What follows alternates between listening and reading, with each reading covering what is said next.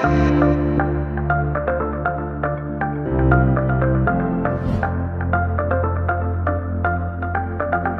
everybody, today I'm excited to introduce Dr. Ndidi Dahim with Abound Compounding Pharmacy. Dr. Ndidi, your pharmacy is up in Katy, correct? Katy, Texas, yes. Okay, perfect. So to get started and to get us started down this path, tell us a little bit about yourself, your journey, and then your company. Yeah, surely. Thank you so much for having me, first of all. I really do appreciate it. So I have been a pharmacist now for over a decade. I graduated from Texas Southern University in Houston. And when I started, before I got into pharmacy school, I got my first job as a pharmacy technician in an independent pharmacy. And I tried getting a job in the big boys, like, the big companies, but it was so hard because I didn't have an experience. But it was just this one independent pharmacy that decided to hire me with no experience, no background. And I really will hold that experience to why I decided to open my own pharmacy, because it just working on the back end with a smaller company just makes you see, like, from the beginning to the end of how things operate. And so when I was working there, I decided to, I give myself a calendar. I said, when I get into pharmacy school, I will like to also open my own pharmacy and do what it is that I see that they're doing. So that was a goal that I really held on to very, very closely. A few months after working there, I got into pharmacy school. So I started pharmacy school. And the whole experience, my mind was based off, okay, when I finish pharmacy school, I am going to open my own. So that was a goal I really held on to. And fast forward to 10 years later, I was able to accomplish that dream. A lot of things have changed in between, like how I did a pharmacy, which, of course, a whole 10 years later, a lot of things have changed in healthcare. So I've had to change a little bit of my dream, but I've been able to open it. I'm married. I have 3 kids. I also am a functional medicine practitioner and nutrition practitioner. So I have that as part of my pharmacy business. So the name of our pharmacy is actually Abound Compounding Pharmacy and Wellness. So that's how I've incorporated that portion of, like, the wellness part. Although I'm a pharmacist, the funny story about me is I do not like taking meds.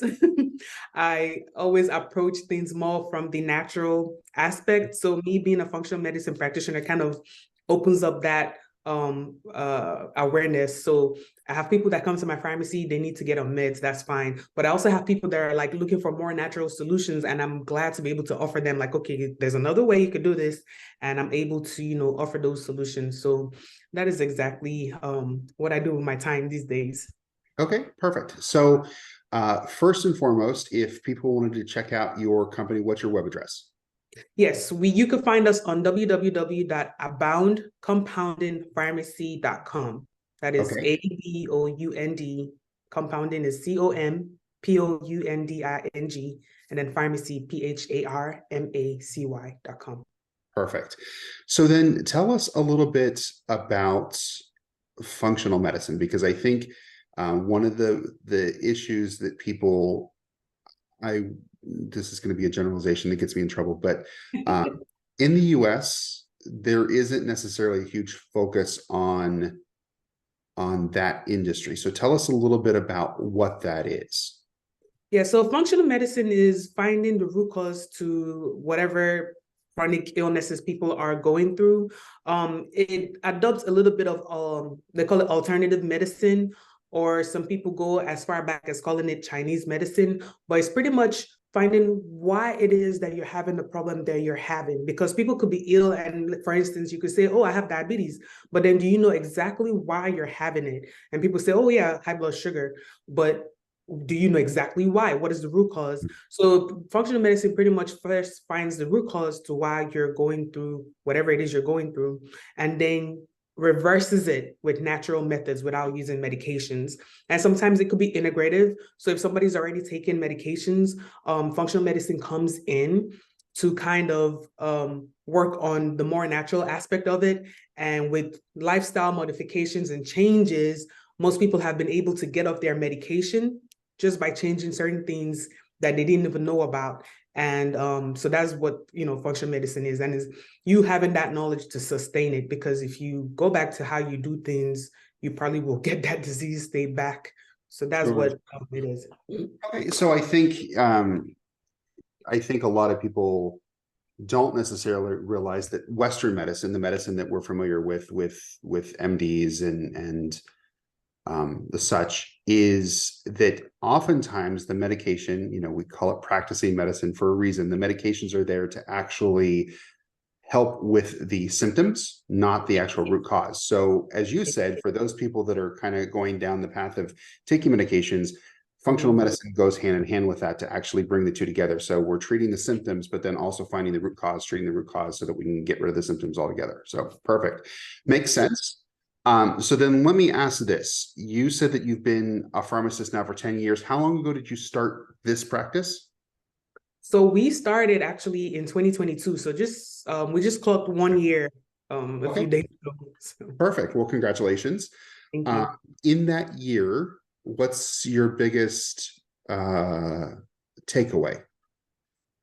Biggest takeaway will be relationships are very important, and following back with those relationships at the highest importance, because I've seen that most people, it's very easy for them to forget you. So when you're trying to establish yourself in a new market, it takes a lot of seeing people and networking. And even after you've established that relationship, if you think it's a solid relationship and you don't hear back from them, they forget you. So you have to keep, following back up.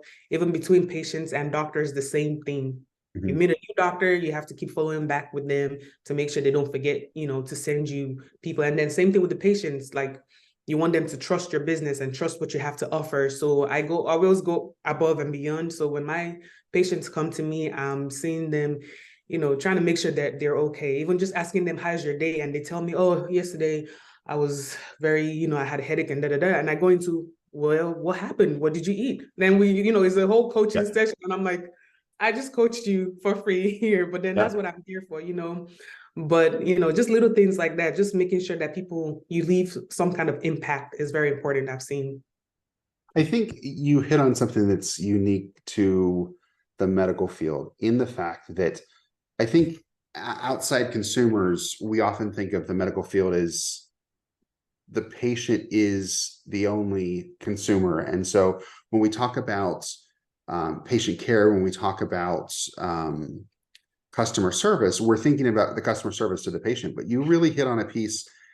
As a pharmacist, you have no business if the doctors aren't referring to you, right? Exactly. And so your functional medicine changes that a little bit, but for the most part, you are a pharmacy, and if doctors aren't referring to you, then you don't have patients. So for those in the medical field, customer service, patient care, and that whole thought process really is a two-pronged approach. There's the building referrals and building relationships with the referring physicians and referring providers, and then the end care for the patients as well. So it's a unique position that a lot of people don't think about. So it's really unique to kind of think about that from that perspective.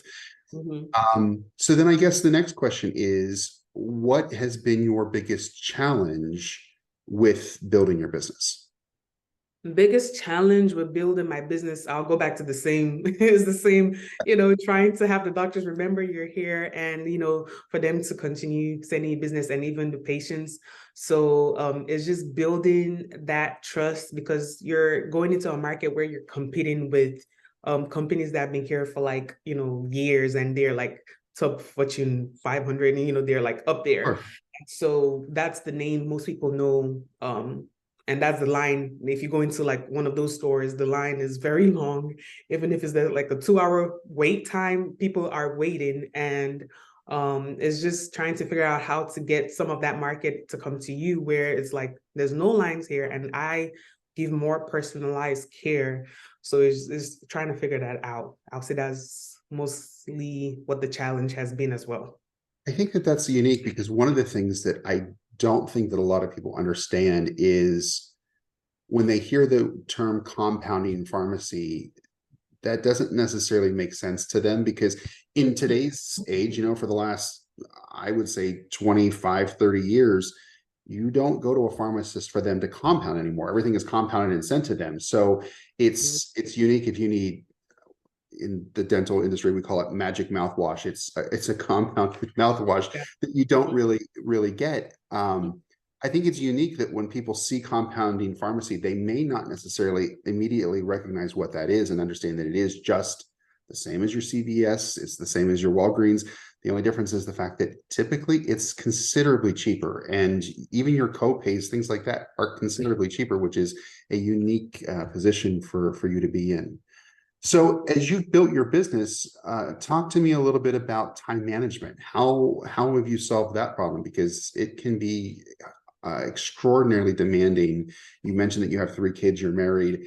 How do you handle the requirements of work and life and family and kids, and how do you do all of that? It comes with planning. I have to like map out, okay, what does this week look like?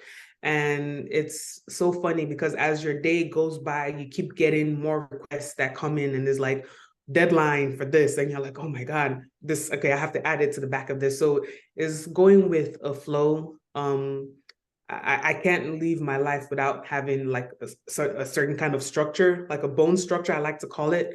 And if anything outside of that structure is happening, then I have to decide how important those things are and put them on a list. So if you're not important, you probably go to the bottom of my list and stay there. If you are important, I have to make sure I squeeze it in and I give time. So even in the pharmacy, I try to have my patients come on appointments. Most people are used to like coming in any time they want and having the lines. But just like in the doctor's office, they have the appointments. You come in at a set time the doctor has, told you. So I'm changing the face of pharmacy and healthcare the way that I wish it will be done. So Sure. that's how I've, been able to structure it. So everything goes by calendar time. Now, people walk in, that's fine. If I'm able to help, we provide the help. If not, we would rather they come on a schedule. So even with my kids, it's like, okay, the morning, boom, boom, boom, we have 2 hours to eat, take a shower, and get out of here. Y'all go to school while I come work. After work, then it's family time. I give them focus and play. And once they go to bed, if I have an hour window to do anything else that is very important for the next day, I try to do that. If not, I try to have a normal like 1 hour to myself, just to like, I have to be a human, because I give myself, in the morning, I give myself to my kids and my husband, trying to make sure everybody is okay. And I come to work, I'm giving myself to patients and doctors, trying to solve their problems. And at the end of the day is me giving back myself to my kids to make sure they're okay, to get ready for the night.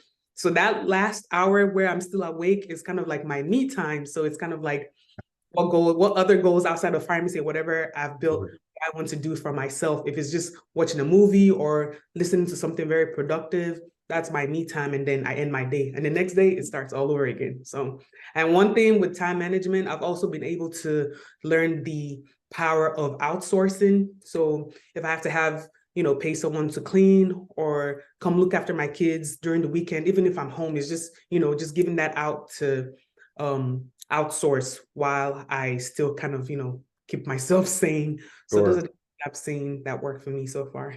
Very nice. So you touched a little bit about how busy your life is. I'm assuming that inside your pharmacy, inside your practice, it's not just you. You have employees, correct? Yeah. So I have a tech, and then my husband, he's in and out. He comes in to help, and then me. So we're still Okay. growing.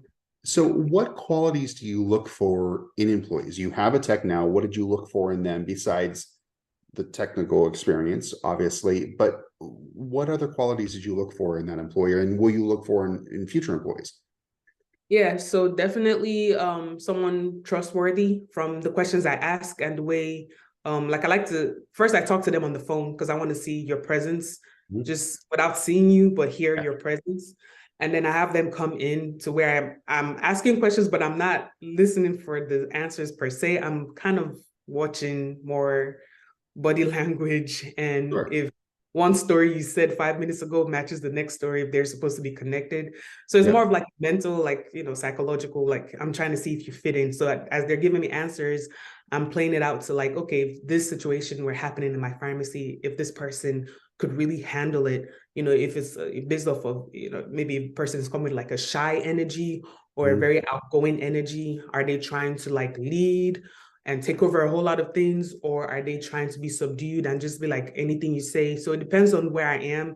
If I'm looking for someone to come in and be an innovator, so I'm looking for maybe someone who's energetic and very quick to think of different ideas as I'm talking to them. And if it's somebody who's more shy or coy, but maybe they have more of like a I'm going to get it done even if I don't talk too much, but my actions speak louder. So during the interview process and when I'm talking to them over the phone, I'm gauging that based off of how I'm asking them questions and how soon they're giving me answers. I could tell the kind of box that person will be in. And then when I see them, it's oh, yes, and then, yeah, this person is definitely here.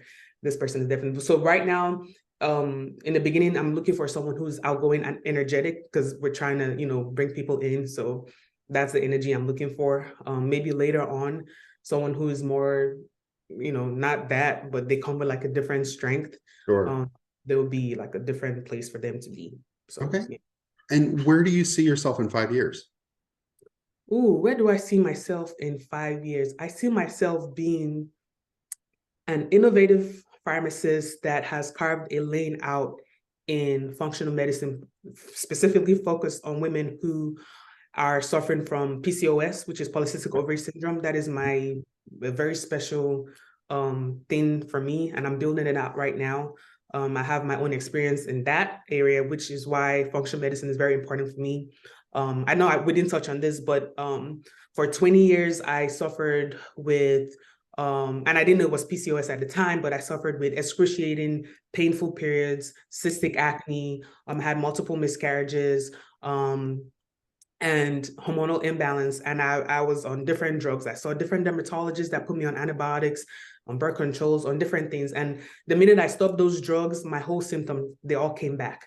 And so when I was able to discover functional medicine and healed and myself and my symptoms that haven't come back ever since I discovered it, I didn't have to be on those medications. I didn't have to be on those antibiotics for acne. I didn't have to be on any, hormonal medications to balance my hormones. It's things that I had to do myself naturally and reversed it.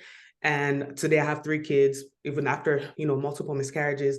I feel like there are other girls that are out there like me that are trying to figure it out. I don't want another girl or another woman to go through what I went through for 20 years without knowing that there's a solution that they could have done naturally just by fixing how they eat and their lifestyle modifications and maybe supplements that they might be missing here and there and they don't know. So don't be like me searching all over Google, trying one this and one that, and it's not working. So in 5 years, I see myself, being that voice for that angle. Yeah.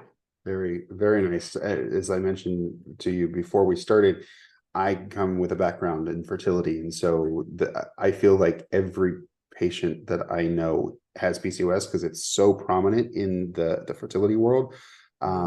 It's something that I think that there's definitely a niche there for you to be able to tap into it and work with. Last thing that I'll ask, is there any advice that you would give let's do this. Any advice you would give other business owners looking to grow? You've been doing this for just over a year. You've had some victories. You've grown. Any words of advice you would give other business owners that are looking to grow their business? Yeah. The advice I would give will be, don't fear, go for it. For me, like I said, I put myself on a 10-year goal, and right around 10 years, it happened. Now, before that, I thought I was going to open my pharmacy sooner. And every year it was like one, roadblock or another, because I was trying to do it maybe ahead of the time where I was prepared. But it came to the point where I was helping other people open and start their own pharmacies. And I was able to get a front seat to like how you build a business from the bottom up and go from there. In regards to like healthcare, because I've done all the businesses that were just like, remote working from home. But when I decided to do it, because I was like, you know what, I think I have the highest experience already to open a pharmacy business. When I decided to do it, my heart was beating so fast. I thought I was going crazy. And I'm like, maybe I'm not ready. And I kept trying to psych myself out. But I had the inkling and something kept telling me, no, but this is what you've been planning for 10 years, go for it. And so with my heart beating fast and me being scared and everything, I went for it. I put down a plan, I wrote it. I picked up the phone, started calling doctors that I've already worked with. I started calling, people that I knew had some kind of connection in the healthcare world. I'm like, I'm going to go for this. I'm opening my business. I look for a space. When you sign that lease, that's when you know it's there. Yeah. My thing will be whatever dreams that you have, as mighty and as scary as it might seem, if that's something that has been put on your heart, don't stop. Just look for the pieces that you need to put together and pursue it all the way. So that's advice. There's a great quote that I'm going to butcher, and I can't tell you who wrote it either. So let's just whatever. That is, if your dreams don't scare you, they're not big enough. And I think that that's you're spot on there. So perfect. Well, Dr. Dahim, thank you so much for your time. It's been a pleasure, and I look forward to checking back in with you in the next year or so to see how your business is going. Yes, thank you so much. I really appreciate this. Thank you. You too. Bye.